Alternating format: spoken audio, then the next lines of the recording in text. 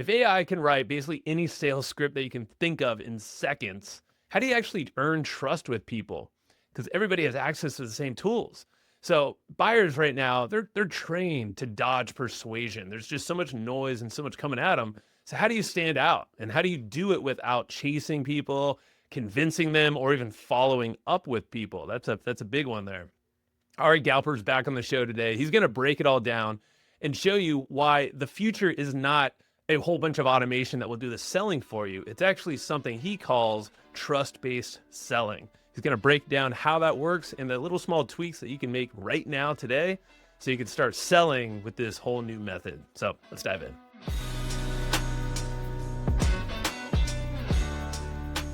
Ari, we're doing this. It is round 2, only 5 years after the first round. How are you Yeah, doing? we still look the same, so, we haven't changed a bit.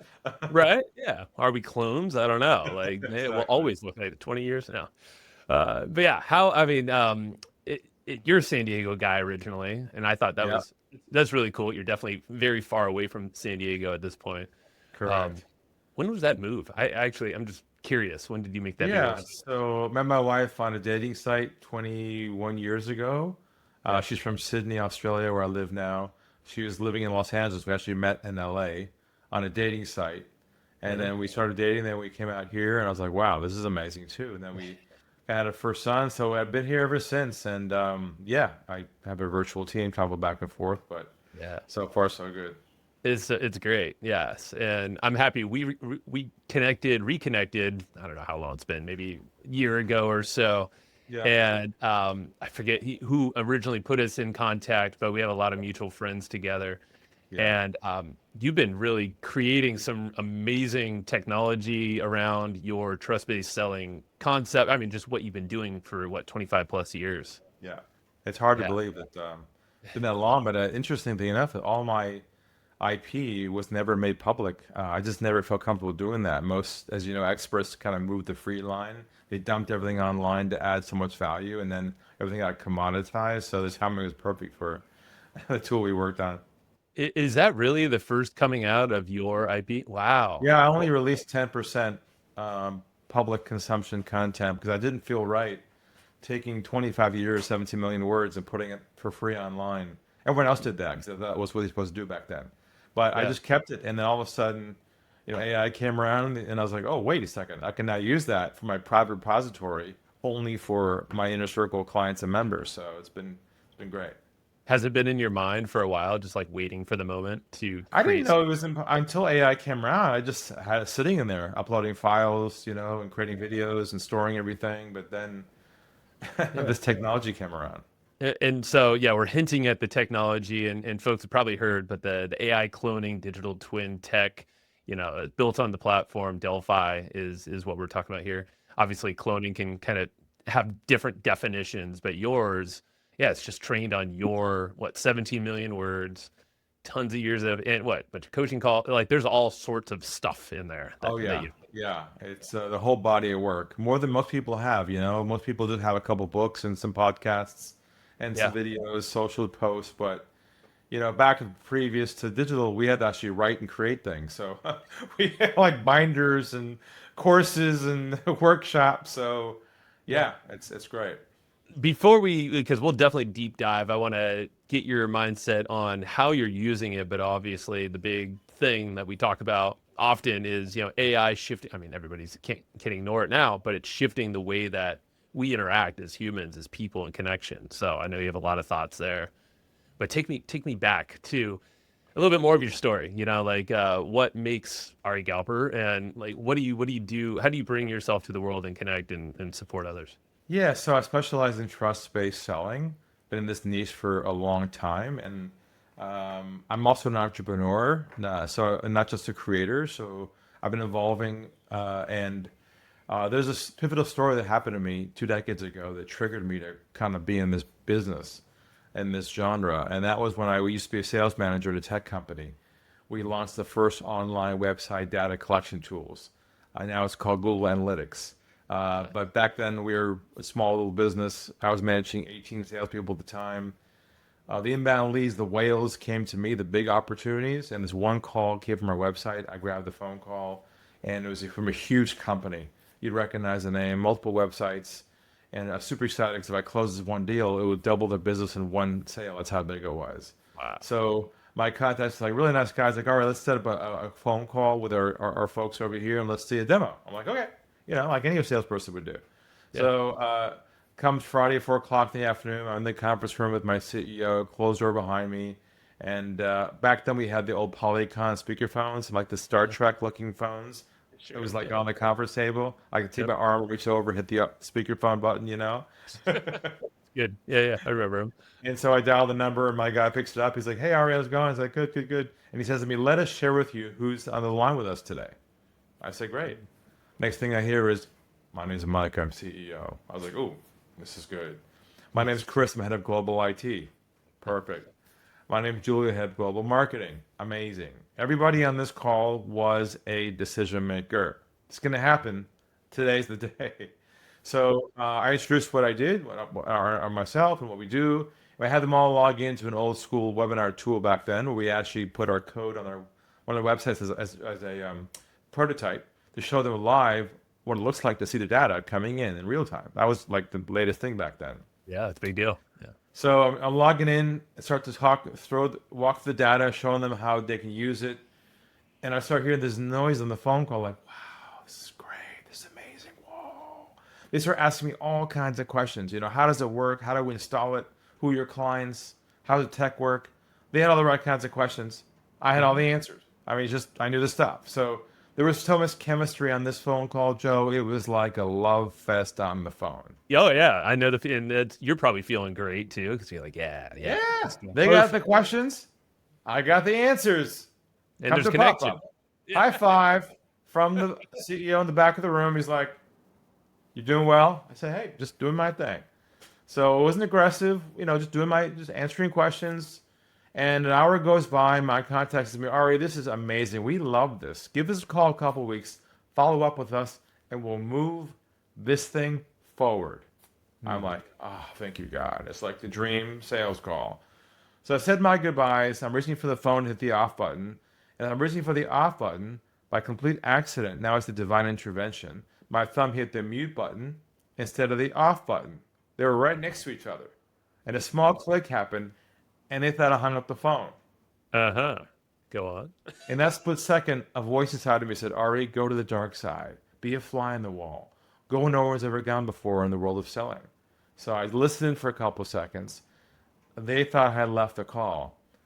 And what I heard there was shocking, and it changed my life and it's why we're here today. And here's what they said. They said, "We're not going to go with him. Keep using him for more information, and make sure we shop someplace else cheaper." Mm. Knife and heart twist. I was in a state of shock. I snapped out of it, hit the off button, looked at the wall, and I said to myself, what did I do wrong? I was friendly. I was competent. I was professional. I was relationship oriented. I provided value. I did everything by the book that every sales guru ever taught in the history of selling. Literally, I had the books at home, went to the courses, did my thing. And then I realized, I said to myself, why were they comfortable not telling me the truth? Why this game? And then I said to myself, this has to change. So this is like a dysfunctional relationship where someone doesn't tell the truth to someone else. Yeah. And Yeah. someone walks away having to chase the person and not get to the truth. And I said, no way, I'm going to end this now and build my own methodology, my own platform, my own contrarian view of the world where the goal of the process is not to make the sale anymore. The goal of the process is to get to the truth of whether there's a fit there or not. And letting go of that objective changed everything, where I developed my own framework, methodology, languaging as more of a doctor-patient model than a let me add value to your world model, because value in itself, here's the big news, has been commoditized. That's a big shift. And I mean, it's great that it happened, but I can imagine, because I was just thinking, same analogy, heart in chest twist when you heard that feeling like you nailed it all. So the difference between I want you to break it down now that you've obviously done this for a lot more years since that point. the difference between the selling approach to the more the connection and truth approach that you have now? What are some key things that stand out? Yeah, so most people who sell, like everybody, who hasn't experienced our world yet, is under the assumption and impression that their job is to build a connection, create a relationship, add value, and then follow up with the person for a next step. That is like the worst formula ever. Now you're gonna go, what? That's what you're supposed to do in sales, is build a relationship with somebody, follow up with. No, you're not. You're supposed to shift your thinking to more of a doctor-patient metaphor where you are not to be the pharmacist and stop prescribing the medicine before the doctor diagnoses the problem and provides the reality and clarity to that problem to the patient, where they feel like, oh, I need to work with you to solve this together. So our whole concept is your job, and here's the big idea here, is not to build a relationship with someone pre-sale, only post-sale. Because what happens is, if you start doing it in the beginning, hey, how's it going? Nice to meet you. So where are you from? You're kidding me. So am I from the... You start doing that, they know what you're doing. You're playing with that relationship thing. They know it's kind of fake, because real relationships take a lot of what? Time. You're trying to compress it right up front. They know it's inauthentic. Not that you're inauthentic, but the process is inauthentic. And now you're now to peer-to-peer relationship. You're like their buddy, because you want to be liked by them. You think them liking you somehow will get them to trust you. And that's what I figured out, is the irony of all this is relationship building, it creates trust over time, but does not create trust pre-sale. You don't have enough time for that. Unless you want to wait a couple of years for them to hang out with you and your family, then they trust you, maybe. But in this day and age, the attention span with a new buyer is like first call is where it's supposed to happen. How would you build connection on that first call pre-sale if you're not doing all that relationship building? Great question. So I'll give you an example, okay? So let's just say you have a lead and a new opportunity, and they're going to meet with you on a Zoom call, okay? Yeah. Yep. Through LinkedIn or however you get your leads. Okay, so they just show up on Zoom like this. First thing you say to them is, nice to meet you, Joe. Nice to meet you as well. No more chit chat. How you hear about us? Oh, hey, I love your. Hey. No more rapport building for them to connect with you. This is not a connection call. This is a trust call. Trust is where you deep dive into their world at hello. So the next thing you say is this. You say, if it's okay with you, ask permission. If you wouldn't mind, maybe Joe, take a step back for a moment and walk me through your background, your situation, up to your current business model, and your challenges, and we'll go from there. Would that be okay with you? Take your fingers like this over your mouth, sit back like a doctor, like a therapist, go like that. I love it. Yes. Embody it. What does this do, first of all? What for yourself? It's literally shutting my mouth. I cannot. Don't talk. It's going to be so hard. We want to engage, create chemistry, move them forward. We want to have a great call. Yeah, awesome call. No, you do not want a great call, because the truth might be they aren't a fit with you. So you start in that direction, you're in trouble. So you sit back. This tells them physically that this call is not about you today. It's only about them. And that resets the conversation where they kind of go, oh, I've got to talk now. Which they want to do. We don't let them, because we're... Yeah, they're selfish, right? They want to... Everybody wants to tell their story. So then now they start downloading on you. Right at hello, what I call top of the iceberg. And you're listening to their problems. And as you're listening, as an expert, your instinct will be in the back of your mind to do what? As you're hearing the problem. You're trying to... You're hopefully you're listening and actually taking it in. You're nodding. You're saying, yeah, and you're trying to solve it in your mind, going, yeah, this is cool. I can work. Oh yeah, we can help these guys, definitely. Oh yeah, how many? You're already making a sale in your head. Yes, you're finding the angles, right? Like what are the key points? Okay, and they can tell that from you. They can pick it up in a second when you're not present. So you have to not focus on the next step, but stay present. Only listen. When they're done talking, you simply crystallize the problem. And here's how you say it. So what I'm hearing from you is your biggest challenges are X, Y, and Z, and that's what you're trying to solve. Is that right? And they go, exactly. Mm. Checkbox number one, he actually listens. Yep. What a concept. He's not trying to move me forward, trying to take me over here. He's just like the doctor, he's listening. He's diagnosing. Next question you ask is this: how long has this been a concern for you for? What have you done so far on your own to try and resolve this? Then we get to what I call COI, cost of inaction. What's it costing them right now to have the problem and not solve it? This is where the real stuff happens. Where you might say things, have you thought about how much is it costing you and your team every month by having that gap in the market or your team not performing by not solving this? Now, of course, they haven't thought about that because most business owners only focus on the wins, not the losses. Right. We're taking them to the losses where the actual problem is to monetize the problem to justify your fee, which will be a fraction of their problem. And they're doing the math. I'm sure they're figuring it out when you ask them that question. Right? Well, if they can't, you have to help them back to the napkin figure it out. So you might say, so how many leads are you getting right now every month? We're getting about 10. Well, how many do you think you need to hit your goal? We need about 20. Well, and what's each lead worth to you? Okay, so you're basically losing X. So you just figure out quickly what could be psychological impact when you go home at night. Do you feel bad? Or your kid, is your team not performing? Whatever it might be, you have to help them get a sense of the gravity and the seriousness of their. It's like going to a doctor. You say, "Hey, my shoulder hurts. I think from a football injury." He goes, "Let me take a look." It's a little sore. Let's get you an MRI and see what's going on. An X-ray. Gets the report, puts the light glass bulb thing, and says, "Here's a problem you've got. You got a blood clot in your right calf that's causing your shoulder to cause that problem." You're like, "What? Are you serious? Absolutely." That's what the diagnosis says. You're like, "Oh my!" That instant trust is created because the doctor provided clarity on the seriousness and the depth of the problem. See, what we do in sales is we qualify. We go, boom. We can help you with that. Let me show you a demo. And then just assume, right? It's a lot of assumptions, it seems like, without the questions. And We miss the trust building.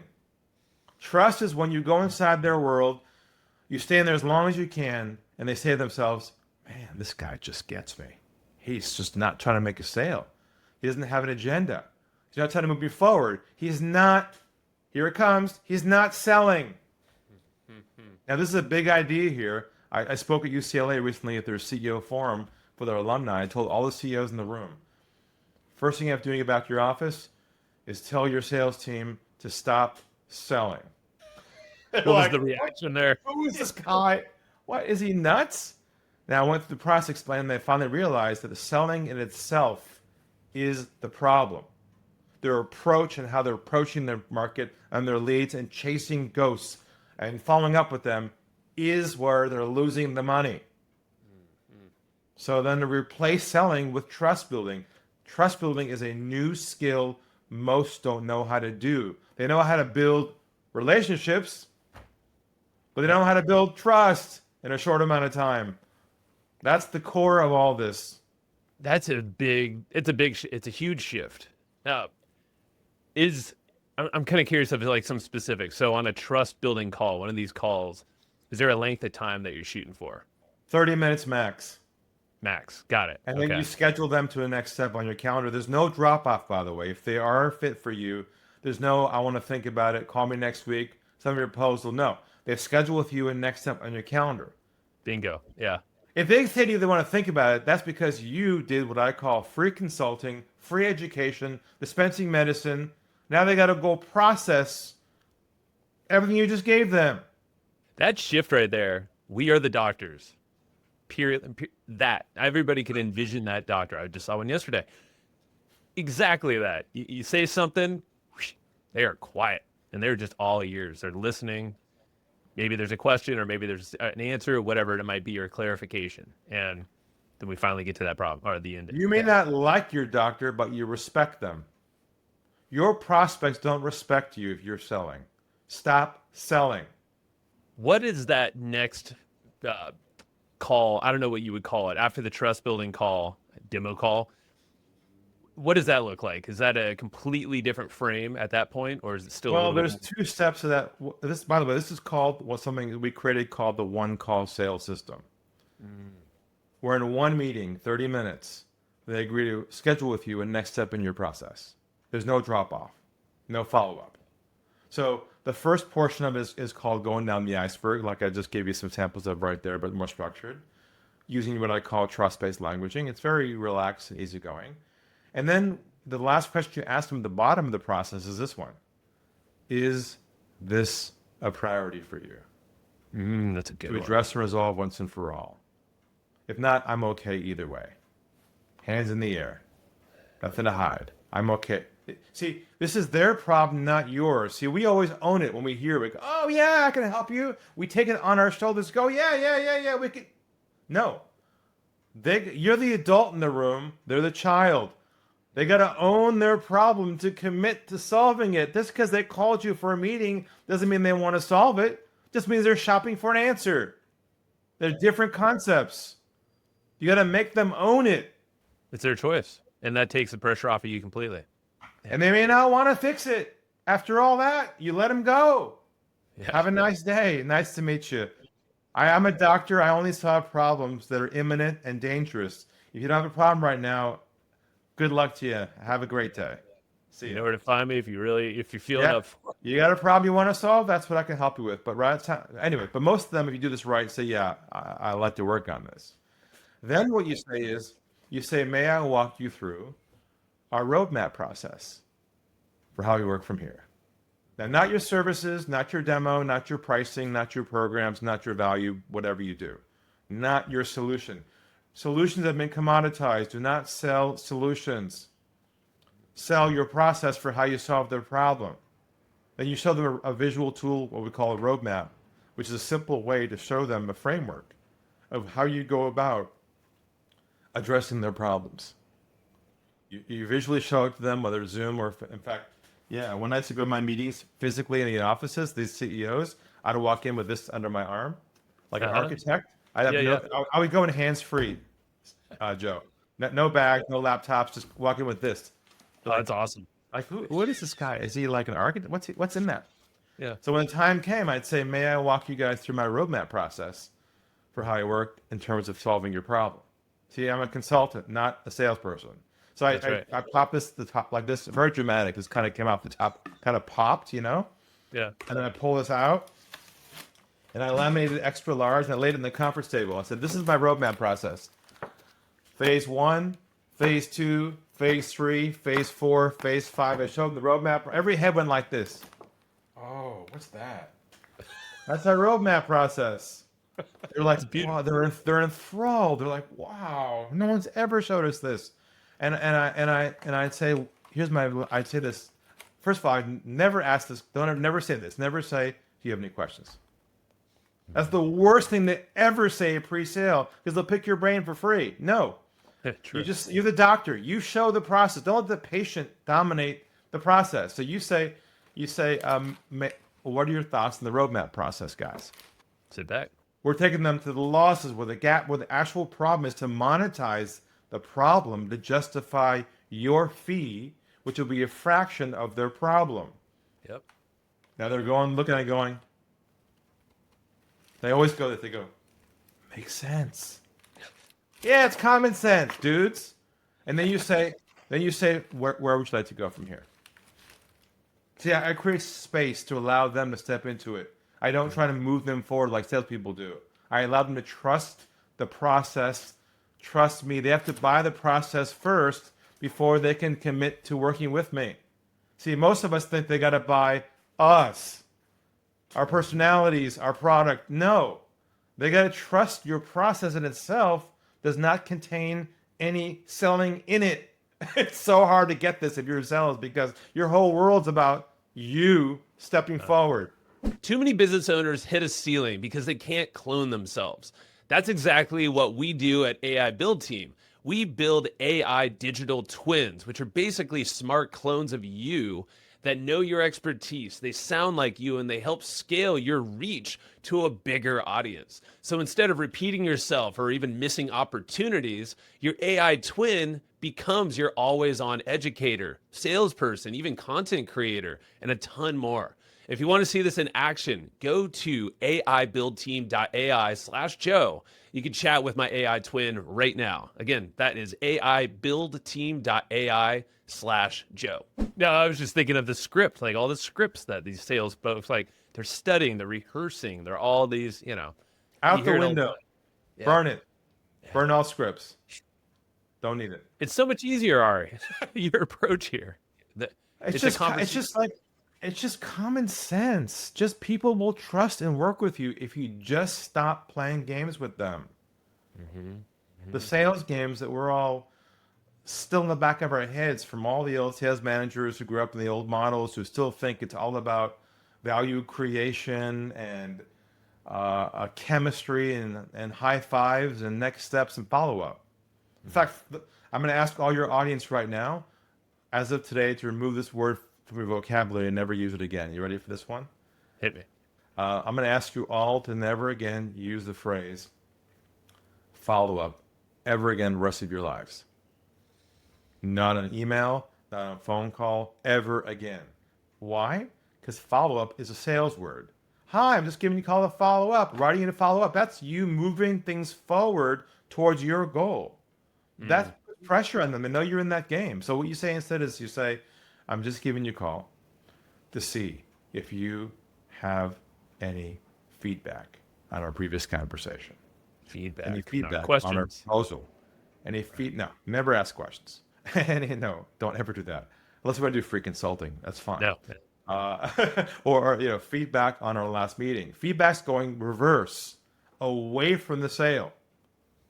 When that elicits the truth, because that's your goal, is the truth of where you stand every step of the way. If you have a pipeline right now, you're chasing these ghosts who aren't calling you back, that's because you don't have the skills for how to get the truth of people in the first meeting. This is huge. What do you think of next steps? Like, let's talk.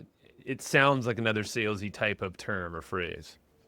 Well, there are no next steps because you schedule them on your calendar every step of the way. You become what I call a calendar by appointment business. You only work off the calendar. There is no follow-up. See, that's even better. One less thing you got to worry about. Yeah. We chase our clients to become what I call a by appointment only business, where they only work on their calendar. They never work off their calendar. Most sales teams spend 80% of the time off the calendar chasing leads, doing admin work, which is a massive loss to everybody. It's the worst thing to be doing. Just schedule them to a next step on your calendar to move things forward. If they don't want to schedule with you, guess what that's telling you? Not committed. They don't really want it.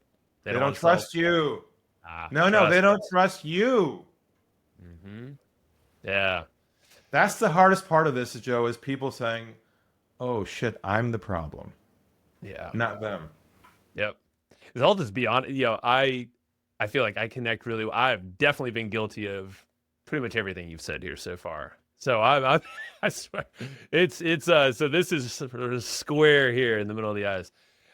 But again, it seems like a simple approach to tweak, because I can visualize it and it actually feels almost freeing because it's less work, it's more connection. I feel like it actually allows people like us who, maybe a little bit more, I don't know, like we just have that natural knack to connect with people, but we get away from the structure, because that's where I've always, whenever I see the structure of sales, that's where I'm like, oh shit, now I'm in my head. Now I'm like, what was that next thing on the bulleted list that I got to go look at? There's none of that. Yeah, you don't have to change your personality or who you are. What you have to do is be cognitively aware of what they don't want to hear. They don't want to hear about you. They don't want to hear about your. Now, that's seductive because you think they do. Oh yeah, I'm looking for some help around X. What solution do you have?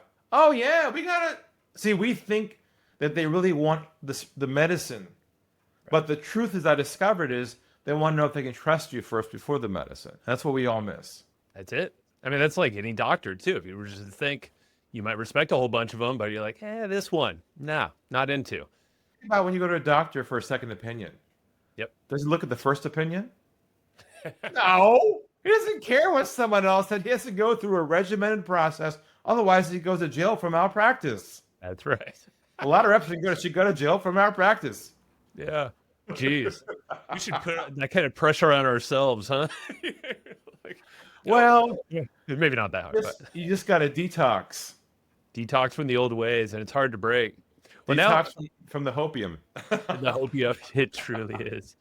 Well, talk to me now. Yeah, I do want to. I want to pivot now a little bit to the world of AI because Sure. I mean, talk about outreach and follow ups and all these things. I feel like it's completely being just. I mean, everything's noisy. Inboxes are cluttered. Everything's just.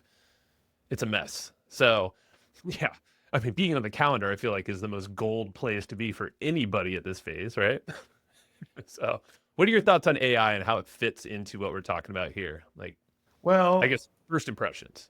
Yeah. yeah, obviously I know a lot about it. We can talk about that later, but Here. the essence, and you got my book there, I think, You right and here in front of me. yeah, the rise of the AI and the decline of trust, how to grow your business. So I wrote Yep. that book with it's like a manifesto essentially, and the concept is that as AI increases, this creates more of a gap that what we realize that human beings or people in business realize they don't even know how to create trust with other people. Hmm. It's the gap, which puts the burden on us to learn how to get better at building trust in our sales process with other Hmm. people. So that whole gap is helping everyone recognize, oh, I better get better at trust building with humans. Otherwise, the humans are going to go trust even more. Right. Yeah.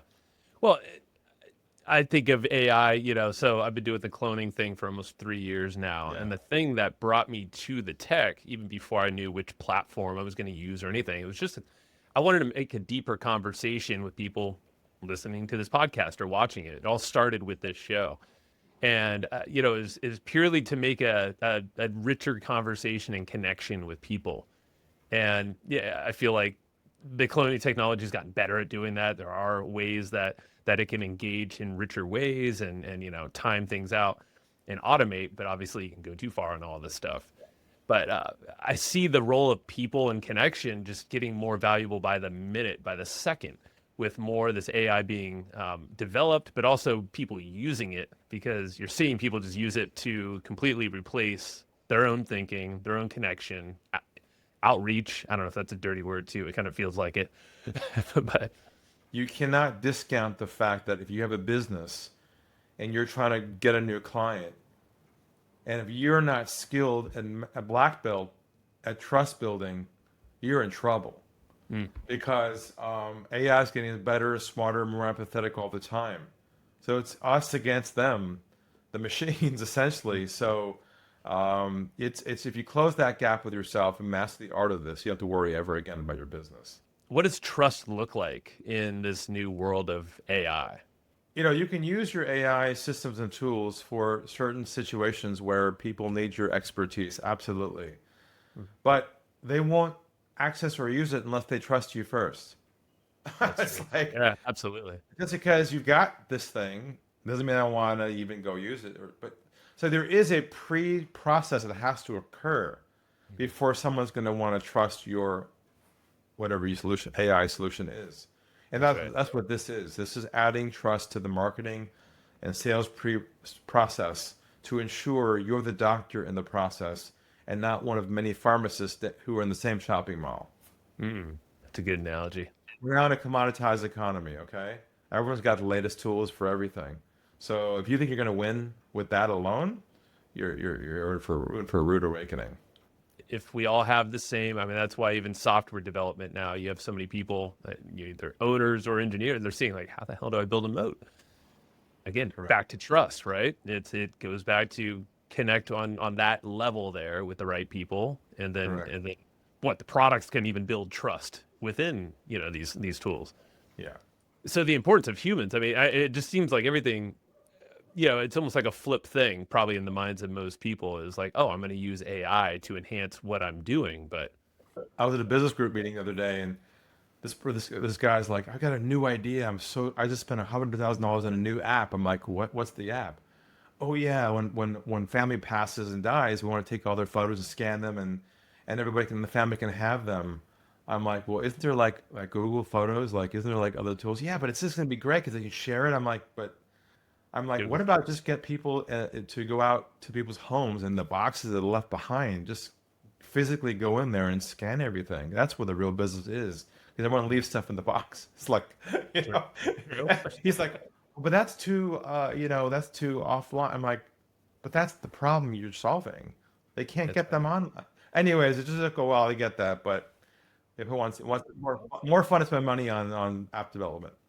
I think that's the perception I see too, and yeah, at least folks who are early adopters, people who want to be first, they're yeah, it's going all digital or all no human connection. You know, it's how do we Exactly. eliminate that and automate everything? You know, it's like whoa, hold on, no, we don't just go to the automation phase from second one. You know, we it's and that's when I was doing some training. I don't really do the AI consulting anymore. That's what it all very first thing. Everybody wanted to automate first, like Yes. completely backwards. That's the last step. Exactly. Yeah. Exactly. Well, tell me how you're using AI because I'm curious. You know, you have Ari AI. I would love for you to break that down, but also just other aspects of how AI is being used within your own business. So what I've done is I took all 25 years of my work, all my body of work, which I never made public, and I Mhm. put it into the Delphi sort of system with my own repository, and it's my voice, and it's not publicly available. I know a lot of the users do that; they put it for Yep. free. Mine is not. It's a paid membership access to get access to my work, which is never made available online, and it's part of our membership program called the Trust Movement. But essentially, how people are using it now is fascinating. I'm watching this live, but they're having meetings with their teams, and they bring our AI in as a third party to listen and provide advice to them as a That's group. yeah. I've got folks who are writing their social media content through it because it brings it back a trust perspective. If you go to the general tools like OpenAI, that just scans the internet and finds the average and kind of tries to make it work. But when you go to the pure system, it's a beautiful thing. But you can imagine that I told you earlier about the lady on the phone yesterday who was with a client, and Yeah. she was typing in the right corner, asking me quote me questions on the AI. I was giving the answers back, and she made the sale in a way she never thought was possible because you used the right languaging at the right moment. But those are all the kind of ways people are using my access to that because it gives them a trust based view of the world that differentiates them from everybody else. And so it's almost like a companion for these folks. It's a 24/7 in-house sales advisor, trust-based sales advisor that becomes the third brain in the business. Third brain. What's the second brain? I'm just kind of curious. Hopefully, I don't know. I don't know. It's like I got that from Starbucks. Starbucks is like the Oh, third place. I got home, we got work, true. and then you got Starbucks. So I was like, okay, it's the third place. I don't know what the second one is. That's the third It's a good brain. point. That's funny. Yeah, no, actually, I saw that written in your book. I'm like, I gotta ask him what the second I don't second know. brain. They got a partner, maybe. Maybe, yeah, that's smart. Yeah, no, that's it's such a powerful use case. Yeah, the old companion, and I love the fact that someone's using it during a call. And yeah, we talked about how Yeah. this tech keeps evolving, so who knows how that can be integrated even further into what people are doing. You Yeah, know, and I with can more. see people using in Portuguese and Yep. Italian because they choose different languages. That's Yeah. amazing too to watch that. Yeah, that's Oh cool. yeah, I see that in my own too. I'm like, Right. I don't know what language I'm looking at, but I'm speaking Right. it. Right. This is Exactly. crazy. What other? Yeah, so it sounds like the way that our REAI is being used, it's so it's only to your private members, your clients Yeah, there. it's members And only. It'll never cool. be made public ever. Yeah. That's it's awesome. I love the branding you put around it too. Like you've made it's definitely in your like you've kind of wrapped it into everything you're doing. It's a big Correct. staple, it seems like. Yeah, now it's going to go inside of our new app we're launching, and the app's going to be called Selling with Trust. That's the name of the app. And then once you're a free member, you can access it on a trial basis, and you can access my courses for free. And inside our membership group, it'll be called the Trust Movement. Trust me, We're man. going to Yeah. create different meetups around the world, different cities. People get together physically in a room and Ooh. talk about their businesses based upon trust. So we're going to really go big with this. Keep me looped in on that. I definitely, selfishly want to help you out and see where this goes too, because I know you've in terms of usage, I said this right before we recorded. I was like, I think you are in the top 1% or even higher of the amount of usage that you personally have done. I mean, it was early on and I saw well over 1,000 messages. I'm like, whoa, all right. Active use. So you know it inside and out better probably than most people honestly, using it. And I think that's the key thing, right? Do you train people like how use cases or ways to use it, or do you just kind of let them? It's amazing that you can take a thought and then just say it to REAI and it gives you back what you would have liked to have said. Like, for instance, Yeah. I wanted to write a rap song about my son Toby, who has Down syndrome. He likes rap. He's 21 Cool. years old. So Yeah. I should play it for you. It's really a lot of fun. But I'll use an AI tool for the music side. But I simply said, I want you to write me a lyrical rap about my son Toby, who has Down syndrome. He's very outgoing. He's loving. He loves basketball. Lives WWE. He's got lots of friends. I just said that. And it came back with the most beautiful poetic rap ever. And I used this Suno.com to make the song. And oh my God, everyone's loving it. It's just such a great song. Again, so many use cases, and one of the cool things, and maybe you've done this, is to literally ask it, like, "Hey, give me like a laundry list, 50 ways I can use you or engage with, Yeah. REAI, for instance." Yeah. Yeah. So, yeah, and go crazy, get creative. Who knows, and Exactly. I mean, maybe even sending songs to some of your clients could be good. It's another And little. that's a good idea. Oh, that's a good idea. Yeah. There you I go. like Try that. it out. Try it out. There you go. Well, all right. What just to wrap it up here, tell me, I guess there's two fronts there. Definitely tell me about a little bit more about the book, or how people can go get this and follow what you got going on. Sure. Well, I would just go to www.thetrustbook.com. Pretty common sense. Thetrustbook.com. In there, you'll get my latest book, which is the one that Joe has in his hand, which is The Rise of AI, The Decline of Trust. And you can get my Trust in a Split Second book, my new one also, which is all about what we talked about earlier. So we'll get that to you for free in the mail. That's actually hard copy, non-digital. We put stamps. Those are square things that are like sticky. Put those Okay. on the envelope. We'll mail you the book in the mail for free. And if you want, on the way out, you have a chance to have a chat with us as well. Click the calendar option, and then we can have a chat about your business and figure out where the holes are, and then give you some thoughts around that. So yeah, look, Cool. you can stay as you are and play the numbers game, or make a shift because the world's shifting faster than you are, and that's what we do. Is just spend time working with people on that transformation. Well, you definitely, I'm not lying. You hit me right between the eyes here, Ari. So I'll be listening back, studying this one. What's the? I'm always curious where you're thinking things are going to go for yourself. What are you excited about in the next? It's hard to predict, but like a couple years from now, is there something that I'm stands? really excited about our community we're building. Cool. Communities last hundreds of years. Religions last hundreds of years. Tech changes all the time. I want to build something that lasts forever, even beyond as a legacy for me, beyond my when I pass one day. I want this business to go ever because trust is evergreen. So what we do is not related to technology per se, but I want to build a community that's global, and every city have these meetups, these meetings, where I can tour around and have a centralized app where people can get all my latest shows. As you know, I have the Stump the Guru show myself, where people jump on and try and stump me with their toughest questions or podcast. You can get that on Spotify, stumptheguru.com with Ari Galper. And, a new one coming out now, a new show off the I know. back of this called How to Live a Trust-Based Life. And we're expanding this around the idea of how to live a life with trust with your family and friends. And a lot of it from the Toby's work, but we just launched this book, and our new show, it's on Spotify, called this title of the book as well. It's me reading articles I've written from the book. But yeah, I'm trying to expand what we're doing to not just selling per se, but also, because what we do is really trust-based communication. It's teaching life skills for people to build trust, and it could be applied to anything: relationships, kids, marriage. I once saved a marriage, and someone said, "Ari, you saved my marriage." I go, "What do you mean? We're about to get divorced." And I finally realized I got to stop being the pharmacist and be the doctor, and I got to listen better. And I said to her, "Would you be open to us talking this through?" Like, it sounds so simple, but he was saying the wrong words to her. Like, we should work this out. Like, but that languaging opened up the dialogue, and they got back together again. I was like, oh my God! Like, the applications of this body of work is profound.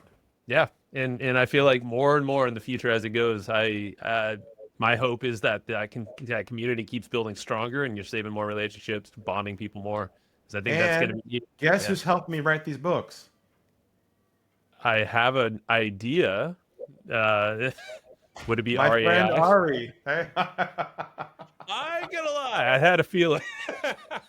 I was gonna ask, what's the book It's writing me process? writing the book to me. So the other That's weekend right. I'm like, I've got that book idea. I want you to write this cover. I want you to write. It just starts writing, and I'm sitting It, exercising. It says to me, "Should I go to chapter 2 now?" I say, "Yeah, keep writing." Should I go to chapter 3? Yeah, keep writing. And it's got exactly what it's I giving love it. back to me what is my stuff, but now scans all my work. So it's opened up the creator side of me and to like a faucet Wow.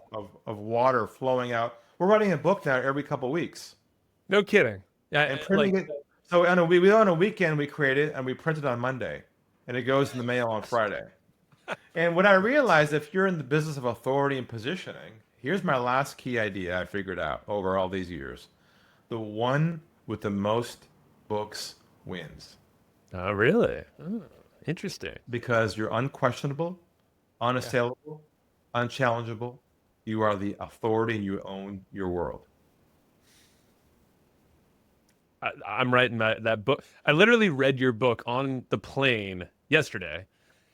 I'm not lying, and I mapped out a book that I've had in my head for a while. And I ain't gonna lie, I thought you were using REAI to at least Well, assist with writing. I told it what I want for me Of that I course. could not say myself. It's just, Yeah, yeah, yeah. it's like, it's amazing how it articulates what you're thinking, because the human can't see all the way through like that AI can.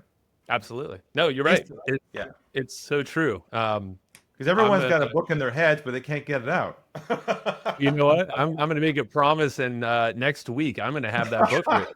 I'm telling you right now, and I will let you know, my friend. All right, sounds good. All right. This has been fun. Let's do it again, and I'm rooting for you. Let me know anytime I can support you. All right. Sounds good. All right. Take care.